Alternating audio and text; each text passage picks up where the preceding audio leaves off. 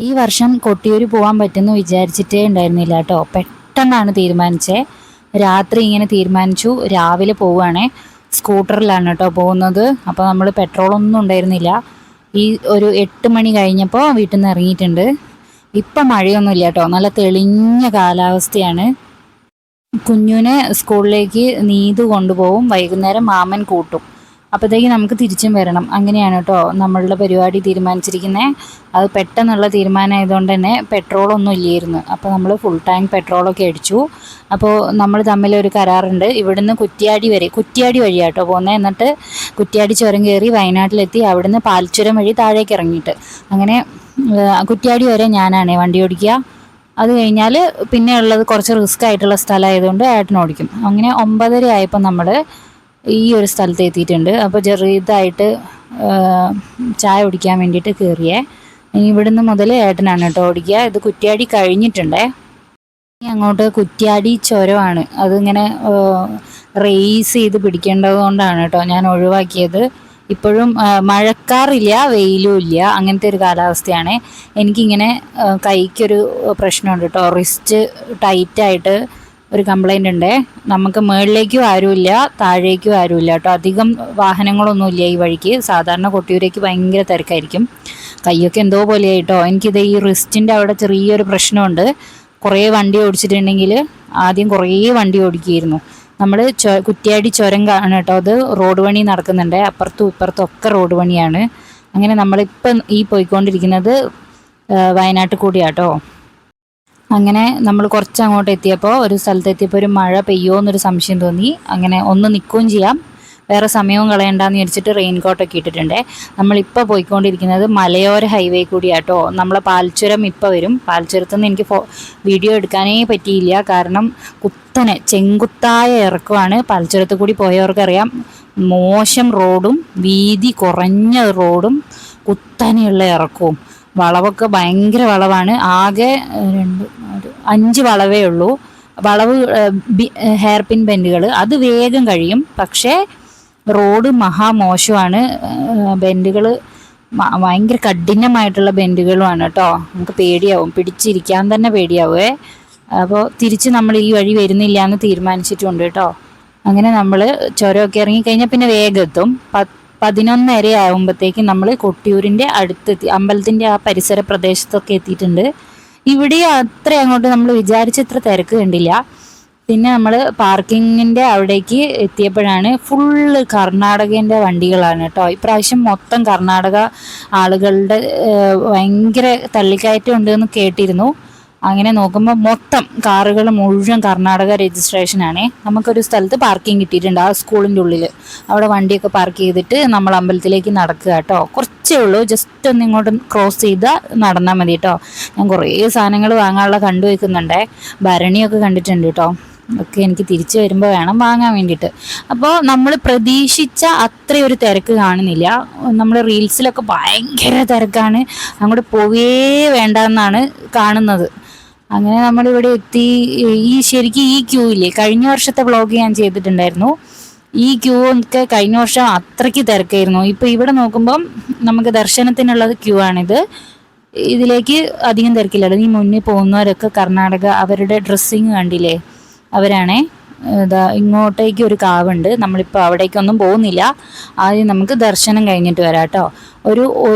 ഞങ്ങൾ കുറച്ച് അവിടെ എത്തിയപ്പോൾ പിന്നെ തിരക്ക് കണ്ടപ്പോൾ ദർശനത്തിന് നിന്നില്ല കേട്ടോ. പുറത്തു കൂടി മാത്രം ചുറ്റി വരാമെന്ന് തീരുമാനിച്ചു. ഇത് കണ്ടില്ലേ തിരക്ക്, താഴത്തെ തിരക്ക് ഞാൻ കാണിച്ചു തരാം. ഇതൊക്കെ ഈ ഉന്തിലും തള്ളിലും പോയി നമ്മൾ എങ്ങനെ തൊഴാനാണ്. അങ്ങനെ നമ്മൾ താഴെ കൂടി വെള്ളത്തിൽ കൂടി ഒരു റൗണ്ടൊക്കെ വെച്ച് ഇങ്ങോട്ട് തിരിച്ചു വരിക കേട്ടോ ചെയ്തത്. അങ്ങനെ എവിടുന്നോ ഏതോ ഒരു പുരേൻ്റെ ഉള്ളിൽ നിന്ന് നമുക്ക് കാപ്പി കിട്ടി. കാപ്പി എല്ലാവരും കുടിക്കുന്നുണ്ട്, ഞാനും പോയി കാപ്പി കുടിച്ച്. നല്ല അടിപൊളി കാപ്പിയായിരുന്നേ. ഇപ്പോൾ നല്ല വെയിലാണ് കേട്ടോ. വെയിലെന്ന് പറഞ്ഞിട്ടുണ്ടെങ്കിൽ പൊള്ളുന്ന വെയിൽ.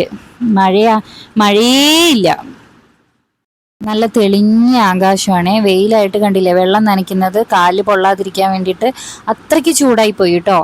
ഈ റോഡില്ലേ, ഇത് അങ്ങോട്ട് അപ്പുറത്തെ വശത്തേക്കുള്ള നടയിലേക്കുള്ളതാണ്. ഇത് ആദ്യം ഉരുളങ്കല്ലായിരുന്നു, ഇപ്പം അത് സിമെൻ്റൊക്കെ ഇട്ടിട്ടുണ്ട് കേട്ടോ. കുറേ ഭാഗം പൊട്ടി പൊളിഞ്ഞിട്ടുണ്ട്. എന്നാലും വെള്ളം ഒഴുകുന്നതല്ല, ഇപ്പം എന്തായാലും പൊളിയും. ഇപ്പം നല്ല സുഖമാണ് നടക്കാൻ വേണ്ടി. ഇതുണ്ടല്ലേ, കുറച്ച് ഭാഗങ്ങളിലൊക്കെ പൊളിഞ്ഞിട്ടുണ്ട്, എന്നാലും നമുക്ക് കുറേ ഭാഗം നടക്കാൻ നല്ല സുഖമാണ്. ഈ ഭാഗത്തു നിന്നാണ് ആളുകൾ കൂടുതൽ കേട്ടോ. ഇവിടെ സ്നാനം ചെയ്തിട്ട് ഈ ഇതിൽ കൂടിയും വരാം, പാലത്ത് കൂടിയും വരാം. നമ്മളുടെ ആന ശിവേലിക്ക് വേണ്ടിയിട്ട് റെഡിയായി നിൽക്കുകയാണ്. 1 മണിക്കാണ് ശിവേലി തുടങ്ങുക. കഴിഞ്ഞ വർഷം നമ്മൾ കണ്ടതായതുകൊണ്ട് തന്നെ ഇപ്രാവശ്യം സമയവും ഇല്ല കേട്ടോ, അതുകൊണ്ട് ഞങ്ങൾ കാണാൻ നിന്നില്ല. ഉണ്ണിയപ്പമൊക്കെ വാങ്ങി, ഉണ്ണിയപ്പം അവിടെ നിന്ന് തന്നെ കഴിച്ചു. നല്ല വിശപ്പുണ്ടായിരുന്നു, നല്ല ടേസ്റ്റും ഉണ്ടായിരുന്നു. പായസം ഒന്നും വാങ്ങിയില്ല കേട്ടോ, ഉണ്ണിയപ്പം മാത്രമേ വാങ്ങിയുള്ളൂ. അത് വാങ്ങി പിന്നെ നമ്മൾ മെല്ലെ പുറത്തേക്ക് നടന്നു. ഞാൻ നേരത്തെ ഭരണി കണ്ടു വെച്ചില്ലായിരുന്നോ, അതിൽ നിന്നൊരു ഭരണി വാങ്ങിയിട്ടുണ്ട്. കണ്ടോ, ചെറിയൊരു ഭരണിയാണ്. ഉപ്പൊക്കെ ഇട്ട് വെക്കാമെന്ന് വിചാരിച്ചു. ഇതിൽ 200 രൂപ പറഞ്ഞ് 150-ന് വാങ്ങി. പിന്നെ എൻ്റെ ഫേവറേറ്റ് കത്തി, ഒരു കത്തിയും വാങ്ങിയിട്ടുണ്ട്. ഒരു 100 രൂപേൻ്റെ ഒരു കത്തിയും വാങ്ങി. പിന്നെ കുഞ്ഞൂനുള്ള ചെറിയ കമ്മലൊക്കെ വാങ്ങി. നല്ല വിശപ്പുള്ളത് കൊണ്ട് തന്നെ നമ്മൾ എന്തെങ്കിലും കഴിക്കണം എന്ന് വിചാരിച്ച് ഭക്ഷണം ചോറായിട്ട് എന്തായാലും കഴിക്കുന്നില്ല. ചോറ് ഇവിടുന്ന് കഴിച്ചാൽ അത്ര അങ്ങോട്ട് ശരിയാവില്ല, അതുകൊണ്ട് ചോറ് കഴിച്ചില്ല. നമ്മൾ പാവ് ഭാജിയാണ് കഴിച്ചത്. അത് കുഴപ്പമില്ലായിരുന്നു, ടേസ്റ്റ് ഉണ്ടായിരുന്നേ. ചായ ഒന്നും കിട്ടിയില്ല, ഉച്ചയാണല്ലോ. ഒരുപാട് സ്ഥലത്തുണ്ട് കേട്ടോ, ഹോട്ടലിലൊക്കെ എല്ലാ ഭാഷയിലും ഇപ്രാവശ്യം പേരെഴുതി വെച്ചിട്ടുണ്ട്. മലയാളത്തിലും ഇംഗ്ലീഷിലും കന്നഡത്തിലും ഹിന്ദിയിലും ഒക്കെ. അതായത് അത്രയും ദൂരെ നിന്ന് വരെ ആൾക്കാർ ഇപ്രാവശ്യം എത്തിയിട്ടുണ്ട് കേട്ടോ അങ്ങോട്ടേക്ക്. ഓടപ്പൂവ് നമ്മളിപ്രാവശ്യം വാങ്ങുന്നില്ല. ഇവിടെ വന്നാൽ ഓടപ്പൂവ് വാങ്ങണം എന്നുള്ളത് നിർബന്ധമാണ്, പക്ഷെ നമ്മളെവിടെ തൂക്കാനൊന്നും സ്ഥലമില്ലാത്തത് കൊണ്ട് ഇപ്രാവശ്യം വാങ്ങിയില്ല കേട്ടോ. ഇദ്ദേഹം ഓടപ്പൂവ് ഉണ്ടാക്കുന്ന തിരക്കിലാണ് അവിടെ. നമ്മൾ റെയിൻകോട്ടൊക്കെ കയ്യിൽ കരുതിയിട്ടുണ്ടായിരുന്നെങ്കിലും നല്ല വെയിലായിരുന്നു കേട്ടോ, അതൊന്നും ഉപയോഗിക്കേണ്ടി വന്നില്ല. മഴയായിരിക്കുമല്ലോ എന്ന് വെച്ച് കുടയും എടുത്തില്ല. അപ്പോൾ നല്ല വെയിലും കൊണ്ട് നമ്മൾ തിരിച്ചു പോരുകയാണേ. അത്ര തിരക്കൊന്നും ഇല്ല കേട്ടോ, രാവിലെയാണ് ഭയങ്കര തിരക്ക് എന്നാണ് പറഞ്ഞത്. ഇത് ഒരു തിരക്കേ അല്ല കേട്ടോ ഇവിടുത്തെ സംബന്ധിച്ച്. അങ്ങനെ നമ്മൾ ഇവിടുന്ന് തിരിച്ചു വരികയാണേ. നമ്മൾ മറ്റേ അമ്പലമൊക്കെ അടച്ചിട്ടുണ്ടായിരുന്നു. ഇവിടേക്കൊക്കെ അത്യാവശ്യം തിരക്കുണ്ട് കേട്ടോ. ആൾക്കാരിങ്ങനെ അങ്ങോട്ടും ഇങ്ങോട്ടും നടക്കുന്നേ ഉള്ളൂ, വേറെ തിരക്കുകളായിട്ടൊന്നുമില്ല. ഇവിടെ ഇനി ശിവേലി കഴിഞ്ഞാൽ പരിപാടിയൊന്നുമില്ലല്ലോ, ഇനി വൈകുന്നേരം ആവണം. ഇക്കരെ കൊട്ടിയൂർ നട അടച്ചതായതുകൊണ്ട് നമ്മൾ അങ്ങോട്ടും കയറിയിട്ടില്ലായിരുന്നു കേട്ടോ. നമ്മളെ ഈ വണ്ടി വളരെ പഴയതാണ്, ഒരു 10 വർഷമൊക്കെ ആയി. ആ വണ്ടിക്ക് നമ്മളുടെ പാൽച്ചുരം തിരിച്ച് കയറാനുള്ള ശക്തി ഇല്ലാത്തതുകൊണ്ട് നമ്മൾ കുറ്റ്യാടി വഴിയിലേക്ക് വേറെ വഴിയിൽ തിരിഞ്ഞിട്ടാണ് കേട്ടോ വന്നത്. 1:15 ഇറങ്ങാൻ തീരുമാനിച്ചിട്ടുണ്ടായിരുന്നു. അങ്ങനെ നമ്മൾ ഏതൊക്കെയോ വഴി കൂടെ രണ്ടാളും മാറി മാറി വണ്ടി ഓടിച്ച് കഷ്ടപ്പെട്ട് അങ്ങോട്ട് പോയത് നല്ല സ്മൂത്തായിട്ടായിരുന്നേ. തിരിച്ച് നമ്മൾ കുറച്ച് അങ്ങോട്ടും ഇങ്ങോട്ടൊക്കെ വഴി തെറ്റിയിട്ടും മാറിപ്പോയിട്ടൊക്കെ ഉണ്ടായിരുന്നു. അവിടെ ഇവിടെയൊക്കെ നിന്ന് ചായയൊക്കെ കുടിച്ച്, കാരണം ഉച്ചയ്ക്കത്തെ ഫുഡ് കഴിച്ചില്ലായിരുന്നല്ലോ. അങ്ങനെ ഇങ്ങനെയൊക്കെയോ കൂടെ 5 മണി 5:15-ൻ്റെ ഉള്ളിൽ നമ്മളിപ്പോൾ വീട്ടിലെത്താനാവും കേട്ടോ. നിങ്ങൾ പോയിരുന്നോ കൊട്ടിയൂർ ഈ പ്രാവശ്യം? ഒന്ന് കമൻറ്റ് ചെയ്യണേ.